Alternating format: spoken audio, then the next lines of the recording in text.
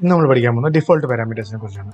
അപ്പം ES6 മുമ്പ് ജാവാസ്ക്രിപ്റ്റിൽ ഒരു ഫംഗ്ഷൻ്റെ പാരാമീറ്റേഴ്സിൽ വാല്യൂസ് പാസ് ചെയ്തിട്ടില്ല എന്നുണ്ടെങ്കിൽ, വാല്യൂസ് പാസ് ചെയ്യാതെല്ലാം അൺഡിഫൈൻഡ് ആയിട്ടായിരുന്നു എടുത്തുകൊണ്ടിരുന്നത്. അതിന് ഒരു ഓൾട്ടർനേറ്റ് സൊല്യൂഷൻ കൊടുക്കാനായിട്ട് ഇതുവരെ പറ്റിയിരുന്നില്ല. എന്നാൽ ES6 തൊട്ട് ഫംഗ്ഷൻ നമുക്ക് ഡിഫോൾട്ട് ആർഗ്യുമെൻറ്റ് കൊടുക്കാൻ പറ്റും. ഞാൻ ഒരു എക്സാമ്പിൾ കാണിച്ചു തരാം. ഫംഗ്ഷൻ ടെസ്റ്റ്, ഇതിൻ്റെ അകത്ത് എന്താ പറയുക, A, B രണ്ട് വാല്യൂ കൊടുത്തു.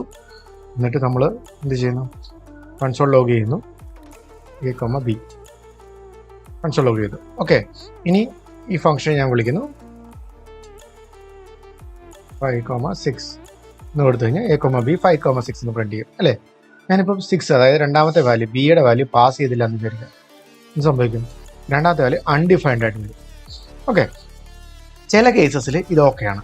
പക്ഷെ ഇതിൻ്റെ വാല്യൂവിനെ ഡിപ്പെൻഡ് ചെയ്താണ് ഈ ഫംഗ്ഷൻ്റെ അകത്ത് എന്തെങ്കിലും ഫങ്ഷണാലിറ്റി ചെയ്യുന്നതെങ്കിൽ അതിന് ഇഷ്യൂ ഉണ്ടാവാൻ ചാൻസ് ഉണ്ട്. അതായത് ഈ ബി എന്ന് പറയുന്ന ഇതിൻ്റെ അകത്ത് ഒരു വാല്യൂ എക്സ്പെക്റ്റ് ചെയ്യുന്നുണ്ട്.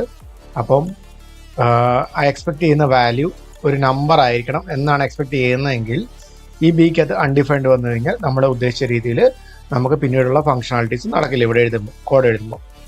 ഓക്കെ, അപ്പോൾ അങ്ങനത്തെ സിറ്റുവേഷൻസിൽ ഇതിന് ഡിഫോൾട്ടായിട്ട് നമുക്കൊരു വാല്യൂ സെറ്റ് ചെയ്യണം എന്നുള്ള കൺസെപ്റ്റ് വെച്ചിട്ടാണ് ജാവാസ്ക്രിപ്റ്റിൻ്റെ അകത്ത് ES6 ഇതിന് ഡിഫോൾട്ട് ഒരു വാല്യൂ സെറ്റ് ചെയ്യാനായിട്ടൊരു ഓപ്ഷൻ വന്നത്. അതിന് നമ്മൾ ഈക്വൽ ടു ഇട്ട് കൊടുത്തിട്ട് ഡിഫോൾട്ട് എന്താണോ വാല്യൂ നമ്മൾ സെറ്റ് ചെയ്ത് കൊടുക്കാൻ പറ്റും.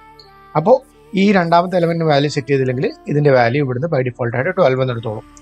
ഞാൻ സേവ് ചെയ്ത് കാണിച്ചു തരാം. കണ്ടോ, 5,12 എന്ന് വന്നു. അപ്പോൾ മനസ്സിലാക്കേണ്ട ഒരു മെയിൻ കാര്യം എന്ന് വെച്ച് കഴിഞ്ഞാൽ ഇത് ഡിഫോൾട്ട് വാല്യൂ ഫംഗ്ഷൻ ക്രിയേറ്റ് ആവുന്ന സമയത്ത് സെറ്റ് ചെയ്യുന്ന വാല്യൂ ആണ്. നമ്മൾ ഈ ഫംഗ്ഷൻ കോൾ ചെയ്യുന്ന സമയത്ത് ഇതിന് വാല്യൂ കൊടുത്തില്ല എന്നുണ്ടെങ്കിൽ ബൈ ഡിഫോൾട്ടായിട്ട് ഈ വാല്യൂ എടുക്കും. ഇനി ഇവിടെ നമ്മൾ വാല്യൂ കൊടുത്തു കഴിഞ്ഞാൽ സംഭവിക്കും, വാല്യൂ കൊടുത്തു കഴിഞ്ഞാൽ കൊടുത്ത വാല്യൂ ഏതാണോ അതായിരിക്കും ഇതിന് പകരം സെറ്റ് ആവുന്നത്.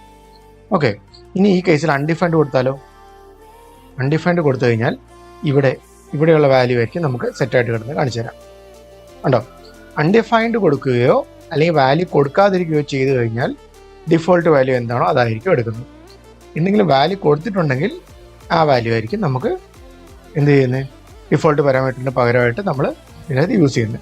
അപ്പോൾ നമ്മൾ എന്തെങ്കിലും ഈ ഒരു ഫംഗ്ഷൻ പലയിടത്ത് യൂസ് ചെയ്യുന്നുണ്ടെന്ന് വിചാരിക്കുക. അപ്പോൾ ഒരിടത്ത് നിങ്ങൾ ഈ ഒരു ഫംഗ്ഷൻ്റെ അത് രണ്ടാമത്തെ പാരാമീറ്ററിൻ്റെ വാല്യൂ കൊടുക്കാൻ മറന്നുപോയി, അല്ലെങ്കിൽ ആ ഒരു പാരാമീറ്ററിൻ്റെ വാല്യൂ അവിടെ നിന്ന് വരുന്നില്ല എന്നുണ്ടെങ്കിൽ ഇതിൻ്റെ അകത്ത് നടക്കുന്ന ഫംഗ്ഷനാലിറ്റിയിൽ എന്തെങ്കിലും പ്രശ്നം ഉണ്ടാകുമെങ്കിൽ ഡിഫോൾട്ടായിട്ടൊരു വാല്യൂ സെറ്റ് ചെയ്ത് വെച്ചേക്കുക.